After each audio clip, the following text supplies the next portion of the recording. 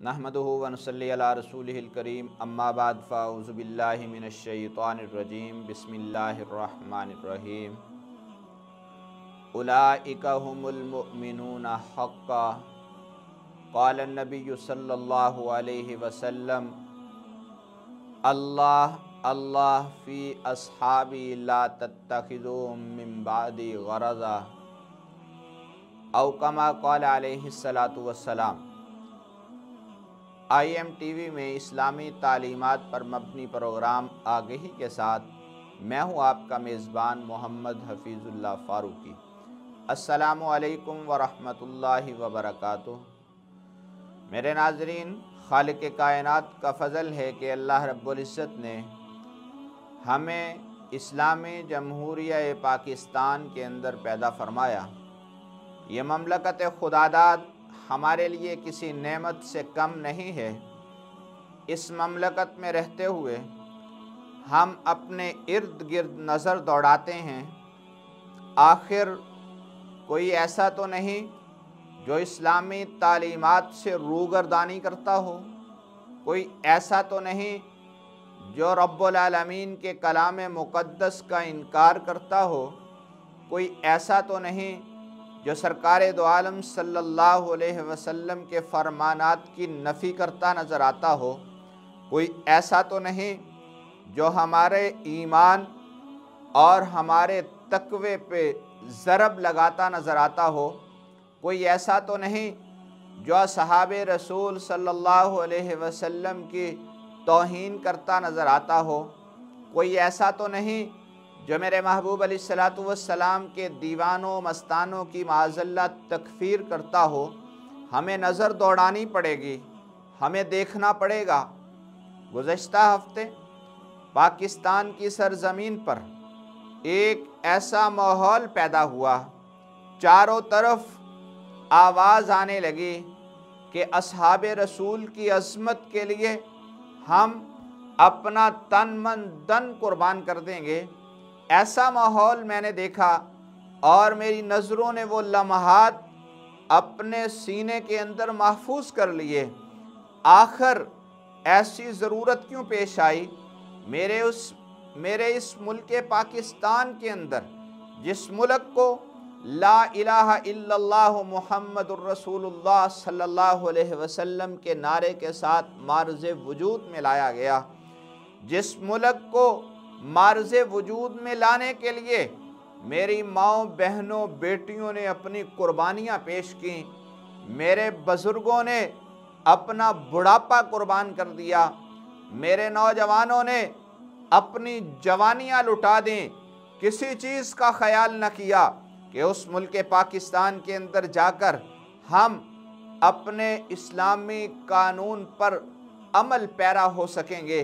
तो इस मुल्क के अंदर रहते हुए ऐसा माहौल क्यों बना? ऐसा माहौल इसलिए बना कि कोई बदबख्त खड़ा होता है और खलीफा बिला फसल खलीफतुल मुस्लिमीन हज़रत सैयदना अबू बकर सिद्दीक़ रज़ी अल्लाह ताला अन्हु की तौहीन कर देता है। कोई बदबख्त खड़ा होता है, कातिबे वही खालुल मुस्लिमीन हज़रत सैयदना अमीर मुआविया रज़ी अल्लाह ताला अन्हु की तौहीन कर देता है। कोई बदबख्त खड़ा होता है और ससुर पैगम्बर हज़रत सैयदना अबू सुफ़ियान रज़ी अल्लाह ताला अन्हु की तौहीन कर देता है। कोई बदबख्त खड़ा होता है, असहाबे रसूल पर माज़ल्ला तकफ़ीर के फतवे लगाता है, हालांकि खालिक़ कायनात ने अपने कलाम मुक़द्दस के अंदर वाज़े ऐलान फरमाया, याद रखो उलाइका हुमुल मुमिनूना हक़्क़ा, मेरे और आपके ईमान की गवाही किसी अल्लाह के पैगंबर ने नहीं दी, सरकारे दो आलम सल्लल्लाहु अलैहि वसल्लम ने नहीं दी, मेरे नबी के सहाबा ने नहीं दी, बल्कि मेरे और आपके ईमान की गवाही मोहल्ले के इमाम साहब देते हैं, इलाके के पीर साहब देते हैं, मेरे और आपके वालिदैन बहन भाई देते हैं, लेकिन पैगंबर के सहाबा वो हैं जिन्हें दुनिया खलीफा बिला फसल हज़रत सैयदना अबू बकर सिद्दीक़ के नाम से याद करती है। खलीफा सानी दामाद अली मुराद नबी हज़रत सैयदना फ़ारूक आज़म रज़ी अल्लाह ताला अन्हु के नाम से याद करती है। खलीफा सालिस दोहरे दामाद पैगम्बर हज़रत सैयदना उस्मान गनी रज़ी अल्लाह ताला अन्हु के नाम से याद करती है। और हज़रत सैयदना अली उल मुर्तज़ा मेरे महबूब अलैहिस्सलाम के चौथे खलीफा हज़रत सैयदना अली उल मुर्तज़ा रज़ी अल्लाह ताला अन्हु के नाम से दुनिया आपको याद करती है। कातिब वही हज़रत सैयदना अमीर मुआविया रज़ी अल्लाह ताला अन्हु के नाम से दुनिया आपको याद करती है। ये वो हस्तियां हैं और इनके साथ साथ 1,24,000 या 1,44,000 मेरे पैगंबर के वो सहाबा हैं जिनके ईमान की गवाही मेरा अल्लाह खुद अपने कलाम मुक़द्दस में दे रहा है। मेरे रब ने ऐलान फरमाया, उलाइका हुमुल मुमिनून हक्का। मेरे और आपके ईमान में शक हो सकता है, नबी के सहाबा के ईमान वाले होने का ऐलान मेरे रब ने खुद फरमाया। दूसरे मकाम पे फरमाया उलाइका हुमुर राशिदून। तीसरे मकाम पे फरमाया उलाइका हुमुल मुफ्लिहून। चौथे मकाम पे फरमाया यही वो लोग हैं फ़इन आमनू बिमिस्लि मा आमनतुम बिही फ़क़द इह्तदौ। अगर तुम चाहते हो, हम कलमा पढ़ना चाहते हैं, ऐसा कलमा पढ़ो जैसा अबू बकर सिद्दीक ने पढ़ा, फ़ारूक आज़म ने पढ़ा, उस्मान गनी ने पढ़ा, मौला अली ने पढ़ा, अमीर मुआविया ने पढ़ा, बिलाल तल्हा ने पढ़ा, साद सईद ने पढ़ा। उन सहाबा जैसा कलमा अगर तुम पेश करोगे, मैं रब तुम्हारे लिए हिदायत याफ्ता होने का ऐलान कर दूंगा। तो याद रखें, आज मेरे मुल्क पाकिस्तान के अंदर अगर नबी के सहाबा की माज़अल्लाह तकफीर की जाती है तो ये कानून किस लिए? ये मेरे मुल्क के अंदर कानून साजी होनी चाहिए। यकीनन अब वो वक़्त आ गया है, वो बुनियाद इस्लाम बिल जो पंजाब असम्बली से पास हुआ था, आज गवर्नर साहब की टेबल के ऊपर मौजूद है। मैं गवर्नर साहब से कहूँगा, एक दिन आपने भी इस दुनिया से जाना है, मौत हर एक को आकर रहेगी। लेकिन याद रखो, अगर आप ऐसा कानून बना गए, ऐसी कानून साजी कर गए जो नबी के यारों को नहीं मानता, हम भी उसे नहीं मानते। जो पैगंबर के वफादारों की इज्जत नहीं करता, हम भी उसकी इज्जत नहीं करते। अगर कोई कहे ये मेरा ईमान है, नबी के सहाबा को माज़अल्लाह गालियाँ देना, नबी के सहाबा की तकफीर करना हमारा ईमान है, याद रखिए, ऐसा ईमान अपनी बंद गली के अंदर रखिए, उसे बाहर निकालने की कोशिश मत कीजिए। इसलिए ये इस्लामी जमहूरिया पाकिस्तान है, यहाँ पर जो नबी के सहाबा को नहीं मानता उसे बाहर निकलने की हम इजाज़त नहीं दे सकते। तो अब वक़्त है बुनियाद इस्लाम बिल को पाकिस्तान की नेशनल असम्बली से पास करवाया जा सके, नामूसे सहाबा बिल को पाकिस्तान की नेशनल असम्बली से पास करवाया जा सके। मैं अपने असम्बली अरकान से भी यही दरख्वास्त करूँगा, याद रखो, इस नाली की हमें कोई ज़रूरत नहीं, हमें सोलंग की कोई ज़रूरत नहीं, हमें बिजली गैस की कोई ज़रूरत नहीं। अगर हमारा ईमान महफूज नहीं, अगर असहाबे रसूल महफूज नहीं, अगर नबी अलैहिस्सलाम के अहले बैत महफूज नहीं, अगर मेरे पाक पैगंबर की नामूस महफूज नहीं, तो हमें कुछ नहीं चाहिए। हमें अगर ज़रूरत है तो हमें अपने महबूब अलैहिस्सलाम की नामूस की हिफाजत करनी है, हमें अपने पैगंबर के अहले बैत की हिफाजत करनी है, हमें नबी के सहाबा की इज़्ज़त और अज़मत की हिफाजत करनी है, हमें खिलाफत राशिदा के कानून को इस्लामी जमहूरिया पाकिस्तान में नाफिज करना है। याद रखो, जो मेरे नबी के सहाबा पे तान करने की कोशिश करेगा, दुनिया ने देखा पिछले इसी हफ्ते के अंदर नामूसे सहाबा रैली पहले हफ्ते के दिन निकली, फिर इतवार के दिन निकली, फिर सोमवार के दिन निकली।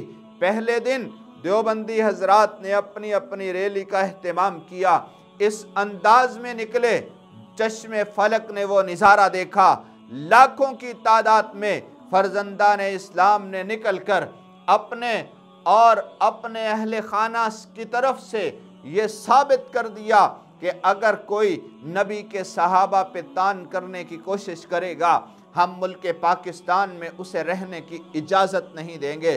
दूसरा दिन आता है, चश्मे फलक फिर झूम उठता है।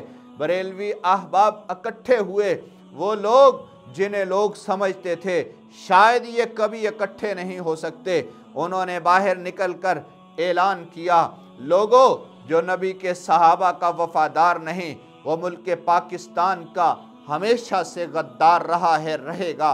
और फिर तीसरा दिन हुआ, चश्मे फलक ने वो नज़ारा भी देखा, वो अहले हदीस हजरात जिन्हें लोग मुट्ठी भर समझते हैं, जब कराची की सरजमीन पर वो लोग निकले तो वो ज़मीन भी तंग होती नज़र आई। तो फिर ज़मीन ने अपने आप को खोला कि ये कोई आम लोग नहीं, ये तो नबी के सहाबा के दिफा के लिए निकले हैं। तो हाकिम वक़्त से भी कहूँगा, अपने मुल्क के आर्मी चीफ जनाब जनरल कमर बाजवा साहब से मैं खुसूसी तौर पर दरख्वास्त करूँगा, जनरल साहब आइए ज़रा आँखें खोल कर देखिए मेरे मुल्क के पाकिस्तान में क्या हो रहा है। आज अगर कोई माँ आपकी तौहीन का सोचता है, ISPR फौरन एक लम्हे के अंदर कार्रवाई करता है और उस बंदे को पाबंदे सलासल कर दिया जाता है। क्यों?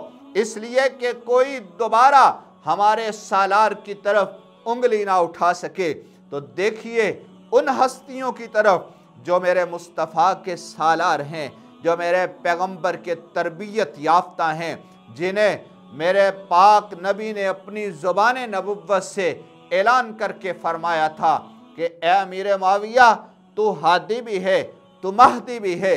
आज कराची की सरजमीन पर कोई बदबख्त खड़ा होकर माज़अल्लाह हज़रत अमीर मुआविया की तकफीर का ऐलान करे तो जनाब आर्मी चीफ साहब, मैं दस्तबस्ता आपसे कहूँगा, आप खुसूसी तौर पे एक्शन लें।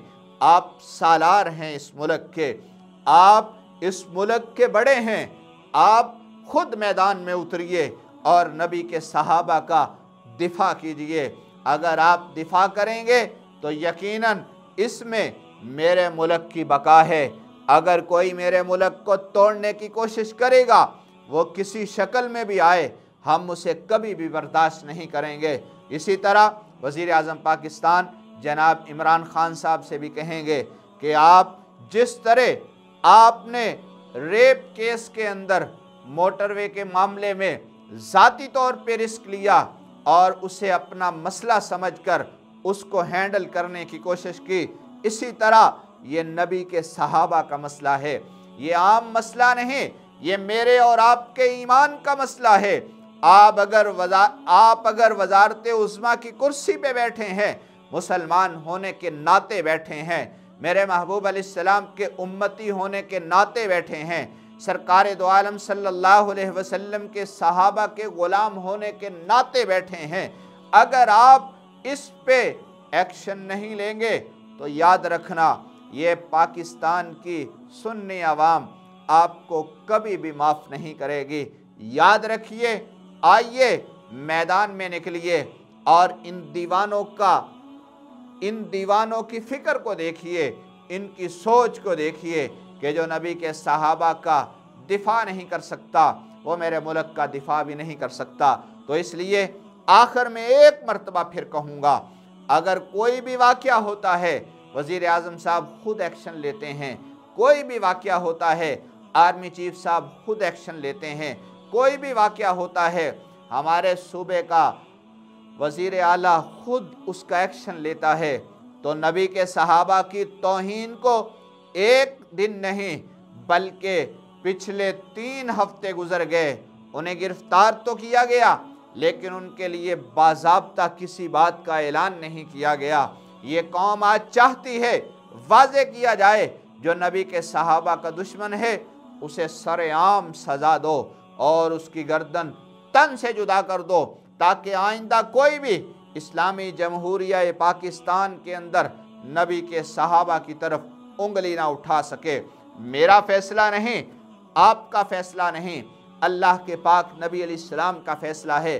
मेरे महबूब अलैहिस्सलाम ने फरमाया, अल्लाह अल्लाह, अल्लाह से डरिए, अल्लाह से डरिए, फ़ी असहाबी, मेरे सहाबा के बारे में, ला तत्तखिज़ू मिन बादी गरज़ा, मेरे जाने के बाद मेरे सहाबा पे कभी उंगली का इशारा भी मत करना।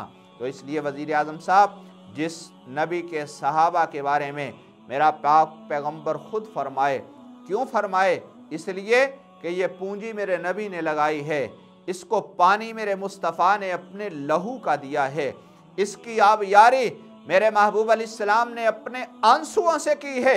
मेरे नबी की वो फसल अगर उछड़ती है, अगर उसे कोई काटने की कोशिश करता है या उसे कोई नुकसान पहुंचाने की कोशिश करता है, तो वज़ीर आज़म पाकिस्तान होने के नाते आपका ये हक बनता है कि आप खुद उस पे एक्शन लें और ऐसे गुस्ताखे रसूल, गुस्ताखे अहले बैत और गुस्ताखे सहाबा को सरेआम सज़ा देकर साबित कर दो। अगर कोई नबी के सहाबा की तौहीन करेगा, अगर कोई अहले बैत की तौहीन करेगा, अगर कोई मेरे नबी की तौहीन करेगा, तो उसे इसी तरह सरेआम लटकाया जाएगा। अब मुझे दीजिए इजाज़त, देखते रहिए IMTV। अस्सलामु अलैकुम वरहमतुल्लाहि वबरकातुहू। अगर आपने अभी तक हमारा चैनल सब्सक्राइब नहीं किया है तो फौरन इस सब्सक्राइब के बटन पर क्लिक कर दें और साथ ही बने बेल आइकन पर भी क्लिक कर दें, ताकि हमारे चैनल की तरफ से आने वाली तमाम लेटेस्ट अपडेट्स आप तक बर वक्त पहुंच सकें। बहुत शुक्रिया।